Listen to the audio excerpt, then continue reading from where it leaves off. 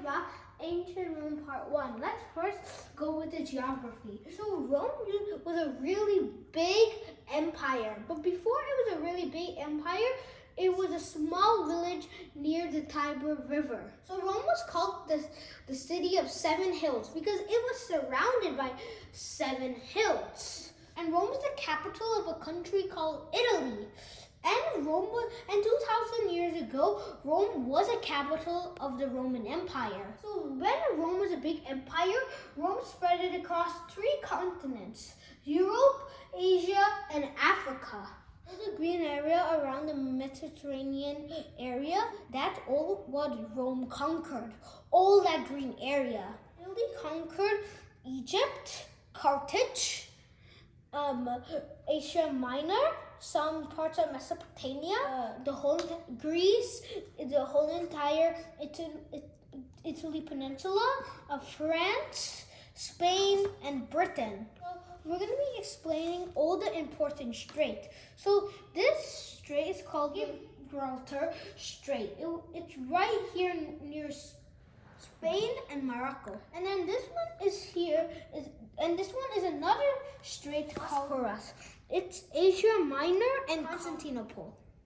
This is all about the geography of ancient Roman.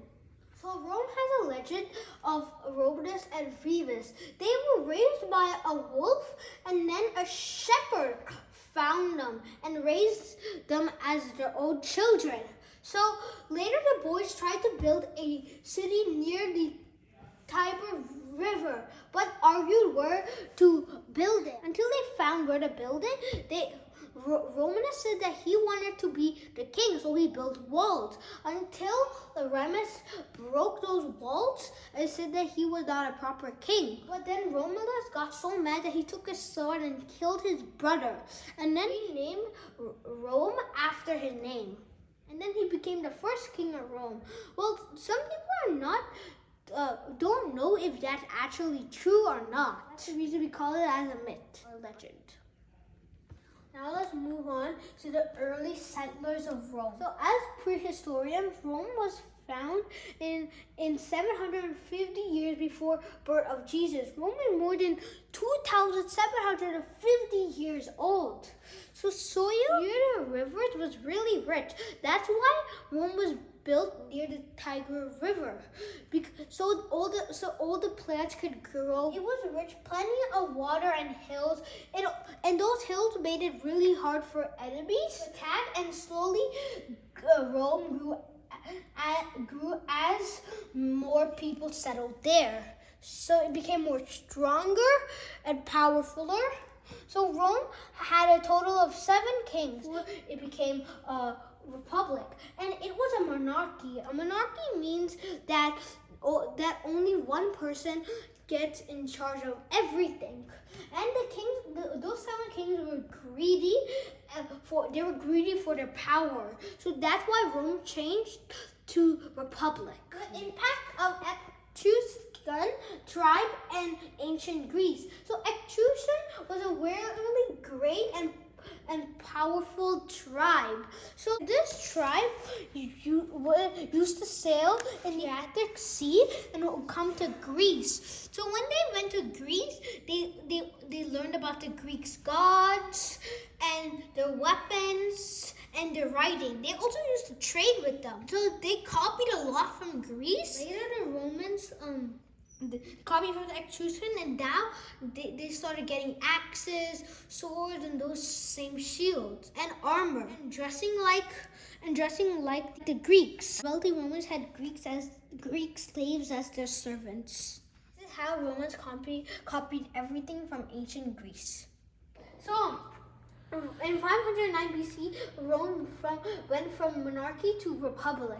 So the people of Rome decided that their kings had too much power, so they overthrew their kings because they had so much power. They wanted to become democracy, but instead they went to republic. And republic is a government that only wealthy people can vote, have control of the government and army. The wealthy people in Rome are called patricians, and the non-wealthy people are called plebeians. Then these people, the plebeians, went to war, like they fought for the Roman army. The farmers and merchants, and the enslaved people worked for the patricians. These group of patricians together are called senators. Senators did not get to make laws. They only decided when to go to war, why to go to war. So in these two senators will become councils. So councils had more power, but they needed the senators' guidance to like go to war or build something. So in times of war, if there's like not something really bad is happening, they will have to put a dictator. They have to choose one leader that is called a dictator in the council.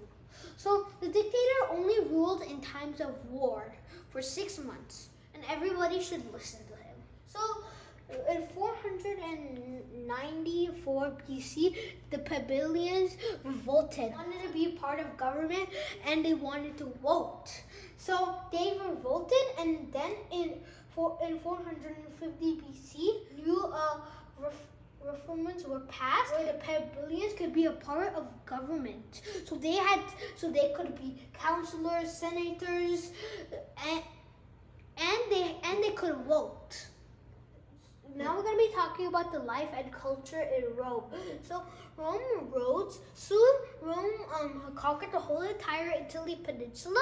So they wanted an easier way to travel with their chariots. So they built roads. And these roads were really smooth and right. So when you go to Italy, you will still see these roads connecting to the modern day roads. Learn how to make concrete by mixing lime, water, and volcano ash. So now we're going to move on to the Roman gladiators. So gladiators are someone who fought in games, and they were slaved. They were slave people. So they had to work for someone. So they made the gladiator games in Rome to entertain people. A lot of people were really hurt in these gladiator games. So that's why they had to go to extreme amount of training. Okay, now we're going to be talking about Rome built apartments and aqueducts. So Rome built aqueducts. Aqueducts are the water pipes that bring water to the city, and they also built public toilets and pools. And they learned how to make soap by using animal fat. And they also built public bathtubs and apartments. And now we're going to go to Rome's religion. So Rome took Greek gods as their own, and they gave them with the Latin names. Like Zeus was called Jupiter, Athena was called Mars, Poseidon was called Neptune, Hades was called Pluto, and Ceres was the god of harvest. And Ceres is a dwarf planet. It's the biggest asteroid in the asteroid belt. And this is all about life and culture in Rome. And so in 264 BC to 146 BC, Rome's war with Carthage, and that's called the Punic War. So there were a total of 3 wars. Carthaginians were first called Phoenicians. They were from this right here, and then they settled all the way to Carthage. So Carthage wanted to trade without the Romans in their path, and Romans wanted to trade without the Carthage in their path, and that made a war called the First Punic War. Punic War, the Romans won, and it lasted 23 long years. The First Punic War ended in 241 BC. The Romans had won. In the war, they learned how to make ships because a Carthaginian boat got stuck in Rome, and then Rome copied their boat, and then they now were advanced navy. They fought with their navy and won the First Punic War. The Second Punic War, the general Hannibal still wanted to fight with Rome. He wanted his revenge, so he attacked the friendly city in Rome. So he made a navy attack that friendly city, and then he did not go attack that friendly city. So he took his navy to fight there, but he did not go to fight with that city. Instead he surprised the attack of the Romans by taking his elephants and crossing the 7 hills, and the Romans were really scared because they never seen an elephant before. Roman general CPU came up with a plan and attacked the Carthaginian city itself, and that's how they won the Second Punic War. And then General Hannibal was scared that the Carthaginians or the Romans will hang him and kill him. So that's why he left and went to Asia Minor. Carthaginians lost because they did not have any army. Their best army was in Rome, attacking Rome itself. And so that's how Carthage lost and Romans won. After the Second Punic War, they were at peace for 50 years. But then in 149 BC, the Romans sent a huge army to Africa to destroy Carthage, and the fighting was last 3 years. But in the end, Romans destroyed the city of Carthage. Romans conquered one island that Carthage owned. And it conquered Sicilia. So the Romans conquered Sicilia and conquered all the areas in North Coast Africa. Rome becomes rich and powerful country. So in 146 BC, Romans conquered the Greece Empire. So Rome had a strong army, and they defeated the Carthaginian city and conquered it. People from far away knew about the Romans. They admired their beautiful architecture and roads. They traveled in Rome. They watched gladiator fights, and they admired Roman arts. Rome builders made roads so people travel faster. Build aqueducts to bring water into cities, and build apartments so many people could live within the city walls. Romans grew from small villages to rich and powerful country. Rome grew from a really small village to the most strongest empire that ever lived. So Julius Caesar and his family ruled in Rome. So Caesar's family was really rich because they were the descendant of Romulus. So Romulus was the first king of Rome, aka the founder of Rome. So Julius Caesar's father helped make laws, and Julius Caesar's uncle was the Council of Rome. That's when only 2 leaders ruled, and he was one of them. So Julius Caesar was born in 100 BC. Julius Caesar was very good at public speaking. He was tall, he was strong, he was a fierce fighter, and he had a powerful voice. He wanted to govern Rome. So in 69 BC, Caesar goes to Spain. So in Spain, Caesar worked hard and became popular. But he wanted to go back to Rome and be a popular leader in his hometown because he was born in Rome. So Julius Caesar wanted to be a consul, but there was already 2 other consuls. He was given to govern Spain. So the first triumvirate, Pompey, Lucius, and Caesar. So there was 2 other consuls. They were called Pompey and Licinius, and who ruled Rome. But then there was going to become a 3rd council, and Julius Caesar wanted to become another council. They would have said no, but because it was really popular in Rome and Spain, that's why they had to give him to be the 3rd counselor. So now there was 3 powerful men ruling Rome. 3, and that's what triumvirate means. 3. So these 3 councils were called triumvirate. Caesar became more and more powerful. He was a good general and strong fighter. He became more and more powerful. That's when people started to think he wanted to be a dictator. Senators did not like it, so they were trying to make a plan how to get rid of him. Caesar did not pay attention to the Senate because if a council wants to go to war, they have to ask the Senate's permission. but they have more power than the Senate, but they still have to ask their permission. But he did not ask their permission. He just went off whenever he wants to go. The Senates were so unhappy that they were suspicious to become the dictator or king. 55 BC to 54 BC, the Caesar fights with Celts, aka Britain people. So the country Caesar wanted to conquer the most was Britain. The people who lived in Britain were called Celts. Celts were tall, muscular, and wore like men. So Caesar knew if he was able to conquer Britain, he would be able to convince the Senate and people that he will make a great king. So he fed his soldiers, trained them, paid them, and the soldiers were really loyal to him. And that made Caesar go and conquer Britain. Due to a huge storm, many soldiers died. And so finally, Caesar left Britain and came back home. He conquered Britain, but they only stayed there for like 3 weeks until a huge storm came, and then that Caesar's men and him had to evacuate. Caesar just captured part of Britain.